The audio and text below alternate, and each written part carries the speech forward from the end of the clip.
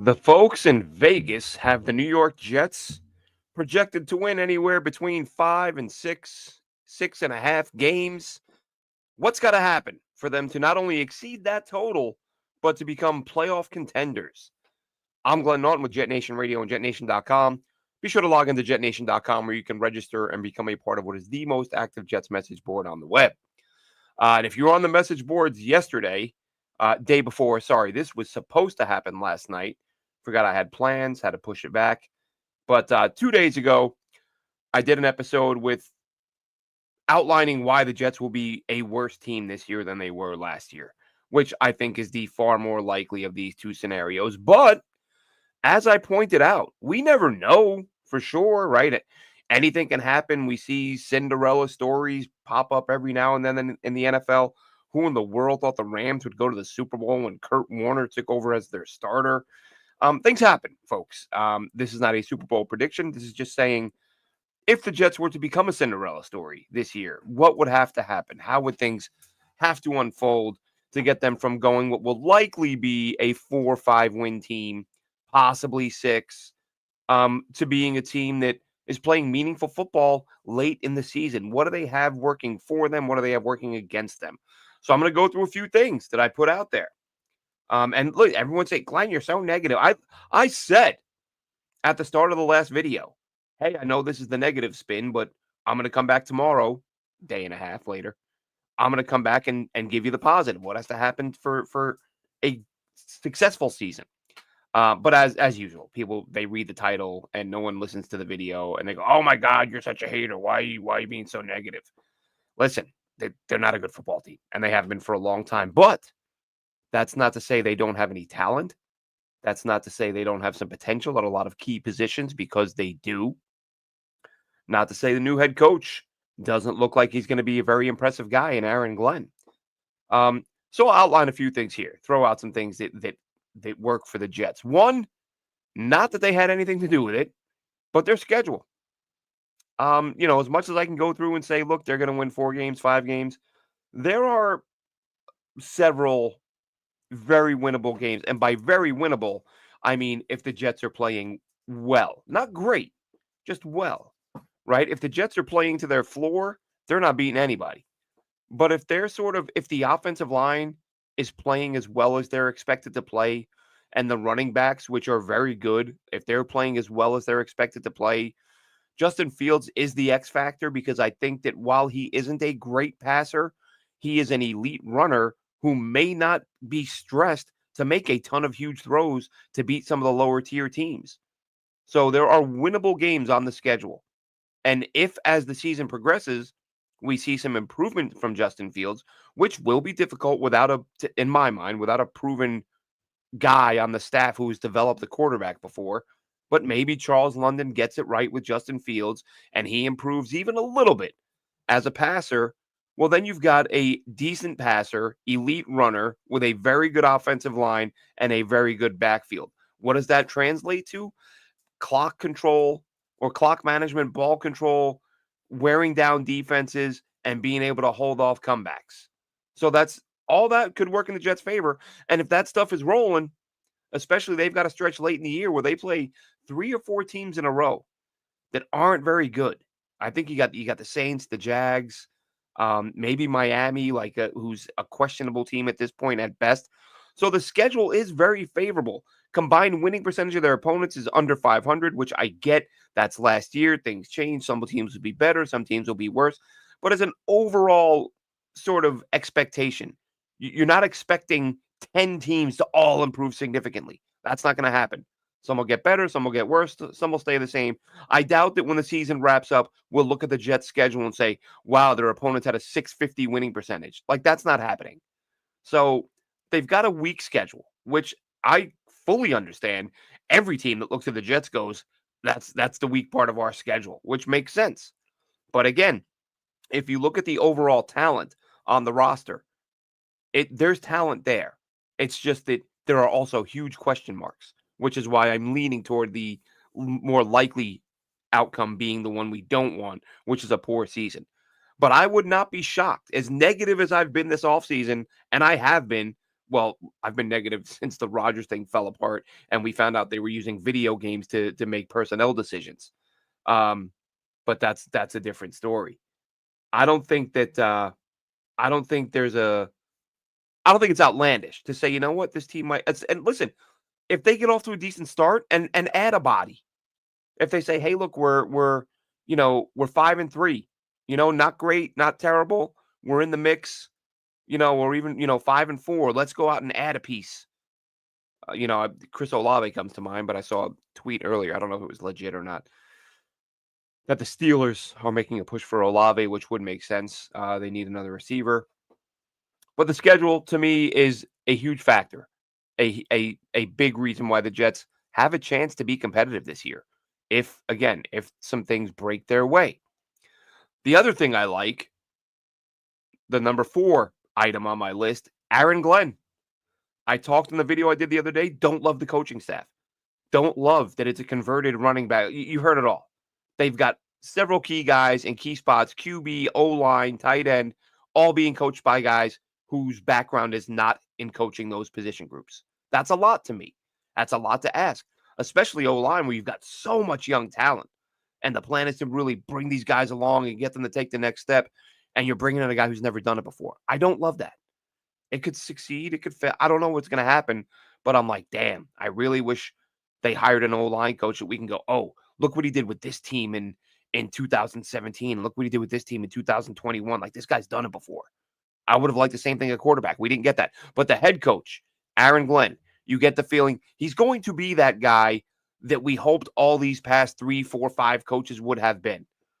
He's going to be the disciplinarian. He's going to be that oversees the whole program. We're already hearing how he's in rookie camp and he's spending a lot of time with the offense. And that does come from Bill Parcells. Bill Parcells notoriously, very well known as being this great defensive mind. He took over play calling on offense when Charlie Weiss wasn't getting the job done. Like, Bill Parcells was in it on both sides of the ball. He understood he was the guy in charge. Yes, I've got my coordinators, but I'm deep into this enough that if things aren't going well, I can take over. I'm not saying Aaron Glenn's at that point yet, but you better believe he's going to be more involved with every aspect of the game than these other guys were. And he's probably done it a bit up to this point. So he's going to be further along, hopefully. Again, this is all projection.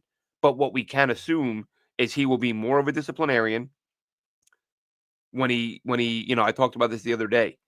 When a guy messes up, if Aaron Glenn is asked about it, hey, coach, so-and-so made this mistake or so-and-so made this silly comment, you're not going to get a 5-minute speech from Aaron Glenn about how much he loves the guy before offering the slightest of criticisms or no criticism. Remember Robert Saleh with Elijah Moore?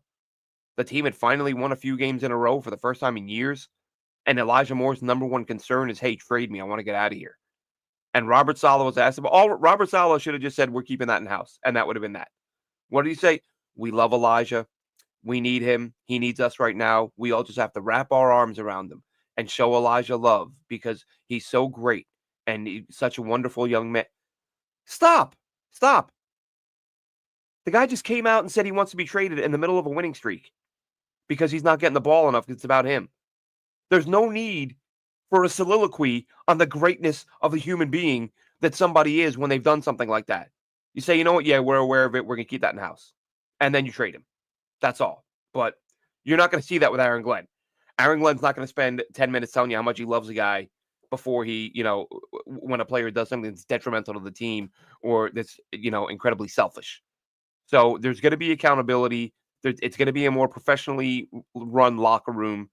And you're going to have a head coach that has a bigger grasp on all aspects of the game.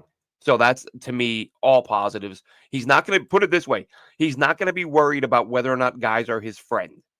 There will be no radio shock jocks texting Aaron Glenn at 2 a.m. to ask him what the lineup is going to look like and then going on WFAN to tell everybody about it. That's not happening with this guy in charge. I talked about the O-line. We'll get to the O-line, but the running backs. This is a deep stable of backs.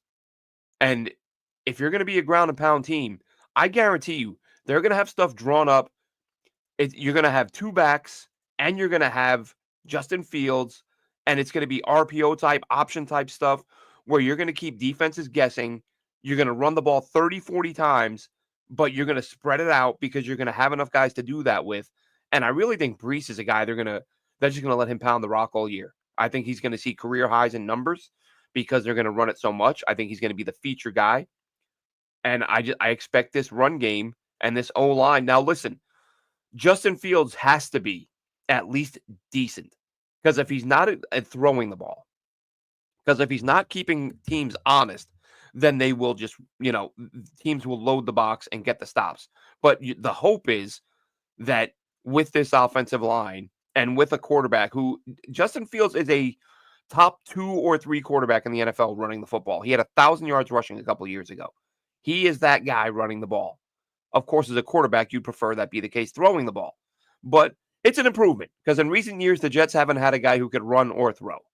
And honestly, even when they've had, like, Darnold could run a little, Zach could run, they just didn't have him do it. Fields is going to do it. Aaron Glenn wants to use Justin Fields' athleticism to his advantage and let him drive defensive coordinators crazy. So I think that this team is going to be able to move the football. That's why I said, comparing Rodgers to Fields, it seems absurd to say they could be a wash.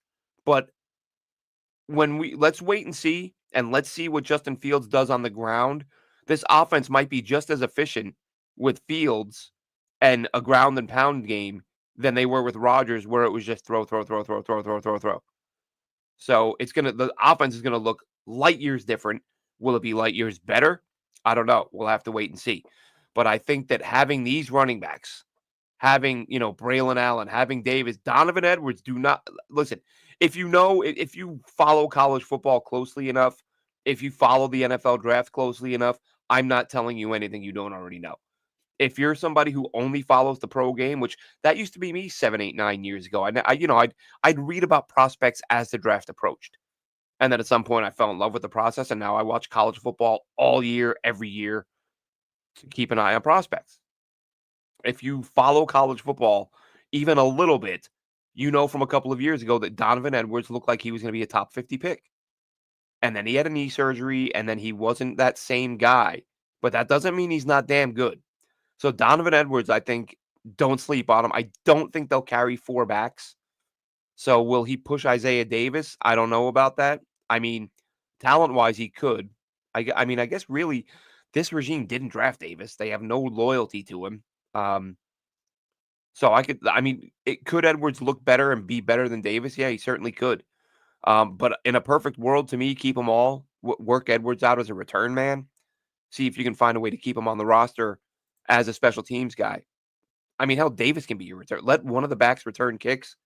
That way you have a special teamer with value. And every year a team keeps 1 or 2 guys who only play special teams. You could certainly keep a guy who plays a little bit of running back and special teams. So that's reason number 3. Excuse me. That's reason number 3. The next one, I feel, and I've touched on this already, but to get a little deeper into this, the Justin Fields thing as a legitimate running threat. You go back and watch him in Pittsburgh last year. I'm not going to lie. It's a tough read because a lot of what he did, so much of what he did was the sort of intermediate and a lot of short throws, a lot of short, quick throws. But if you ask him to do that here with this team this year, as I just mentioned, if Edwards makes your roster, we've seen what Brees can do catching the ball. Braylon Allen caught the ball better than anybody anticipated coming out of college. They basically have 4 backs, and all 4 can catch the ball. If you let that be your bread and butter that sets up your downfield shots with Justin Fields, he's got the arm to make all the throws. Now, the deep accuracy is a concern. Going back, you look at that Pittsburgh film last year, and I've pointed this out before.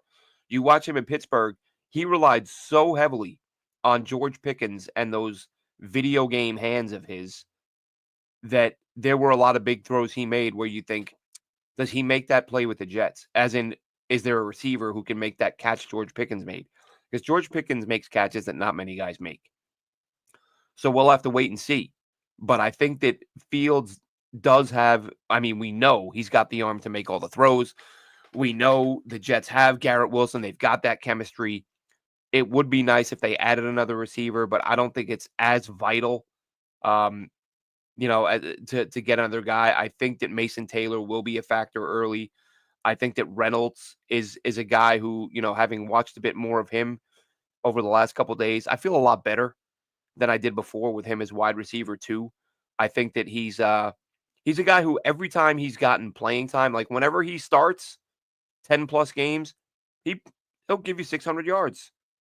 So let's see what happens when he starts 17 games. And he may not even, because look, if Arian Smith emerges and beats him out, now you've got two sub 4-4 receivers in Wilson and Smith running deep routes down the field. Listen, I mean, the opportunity could be there for big plays to be made. It's about Justin Fields being able to make them. But if he continues with the short and intermediate game, doing that as well as he did last year in Pittsburgh, I think that combined with his ability to run, as I said, they're going to be able to control the clock. They're going to be able to, long sustained drives, score some points, and hopefully, hold off some teams. And like I said, if they get a lead, be able to run the ball and just wear teams down, wear down opposing defenses. Sky Pilot says if the Jets come up with a true number 2 receiver, he thinks they may have a shot at 10 wins. Look, this is the optimistic episode, so I will just say there. Let's look at it this way. And many people have talked about this, and I know they just released Greg Zuerlein. Had to be done, made sense. But if he's a better kicker last year, the Jets win 7-8 games. So hopefully, whoever wins the kicking job this year, the kicker may not even be on the roster. We might see a veteran get cut loose somewhere who gets a tryout. What is it? Borreglas? Borreglas is in the UFL. The former, I believe, wasn't he a Bucks pick? I think he played with the Colts. He's like 16 for 16 this year in the UFL. Maybe you bring him in. Maybe a veteran somewhere shakes loose. You get a more reliable kicker. You're not leaving gimme points on the field. You're not missing potential game-winning field goals. And all of a sudden, there are some things that can fall into place. And the Jet, like I said, that with the weaker teams on the schedule, if this O-line's playing well, and I get this is a lot of ifs, but that's what we're doing here. If the O-line plays well and Fields is just competent throwing the ball and they're able to run it the way we think they can beat a lot of those teams. They absolutely can. It's a matter of, can they do it?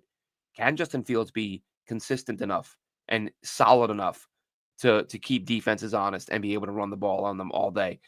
What do I think about Smart playing as a wide receiver? Honestly, I watched film on him when they drafted him. I've not looked at his background at all, see if he's played there before. I would imagine, listen, today's game, I mean, how many tight ends don't line up and play some in the slot, some receiver in the slot? Most guys do. So that may be a possibility. I'm kind of going back now, having watched some of these free agents on film after the initial signings. Now that it's the dead part of the offseason, I'm going back and rewatching some a bit more in depth. Like Nadi, I watched a bunch of him the other day, came away not very impressed. Reynolds, I watched the other day, came away more impressed than before. So, when I get into watching Smart again, I'll take a look and see what I think about that. But it's a fair question, Sky Pilot, you would think. And look, some of these UDFAs, I think some of these kids can play. I think Quentin Skinner, as a big guy, can play. Only had 2 drops in his college career. Tweeted out about that the other day.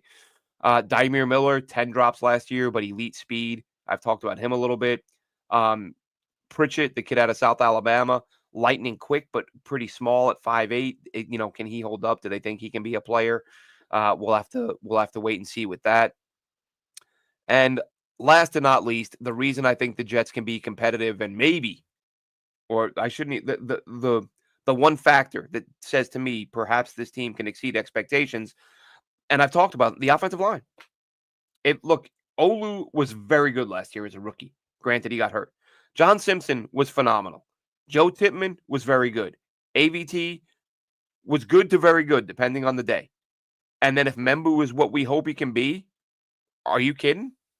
I mean, that's 5 legit dudes up front that will hopefully, I mean, again, Justin Fields, we talk about him being able to develop as a passer. The hope is that he's going to have more time to throw than he has in years past, which will help any quarterback.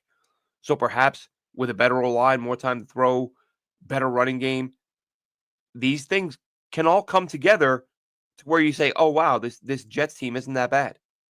And let's face it, if they're in that neighborhood, let's say they've got 5, 6 wins with 5 games to play, 6 games to play, and there's some really bottom feeder teams. I don't have the schedule up in front of you. I'm going off the top of my head. That Bills game, the final week, talked about this on the day of the schedule release. Anytime you're playing a Super Bowl contender in the final week of the season, you've got to be thinking there's a good chance that team's playing for nothing. There's a good team there's a good chance that team is resting their starters and we're playing for our lives. So we've seen the Jets come up empty in that scenario twice. It doesn't guarantee anything, but you damn better sure hope that having your starters against their backups in a must-win game is enough to get you over the hump. So you've got 3 really much softer teams down the stretch, and then you may have a Buffalo team and their backups. That could be, if, again, this is all ifs, but if the O-line is playing to its potential, and if Fields is playing at or above the level he played last year, those are all winnable games, every one of them. Now, so Glenn, with all this in mind, why did you do that video the other day where you said you think they win 4 to 6 games? Because I think too much has to happen. That's where I think they won't be. Like, here's the roadmap to being a playoff contender, and it's not all that crazy. Well, then why don't you think it'll happen? Because that roadmap contains so many ifs that all have to break the right way. This isn't a Jets thing. How many teams enter a season with like 5, 6, 7 major ifs, and all of them break that way? If Fields plays well, if the O-line plays to their potential and Membu isn't a bust. I'm not saying he is, but anybody can be. We don't know that yet. I picked him there. I said he was my guy. Lay off. But, if London can develop Fields, if the O-line coach, if the tight end coach, if these guys adapt to their new positions that they've never coached before and they hit the ground running, that's a lot of ifs. And it's enough ifs that I'm like, what are the chances of this franchise, for which nothing ever seems to go right, that this year everything is going to break their way? I just don't see it happening. But I know it could happen. So, I mean, it's hard enough to watch this team as it is, let alone watching this team if you're convincing yourself that there is, not only do you believe they're going to be bad, which I do, but if you don't even think there's a path to them being good, which I think there is, good luck enjoying any aspect of being a fan of this team, which is hard to do sometimes. I get it. That'll wrap this one up. Just wanted to chime in. Did the negative the other day, you get the positive today. More coming up this week. Plenty of stuff to cover. Plenty of Jet stuff.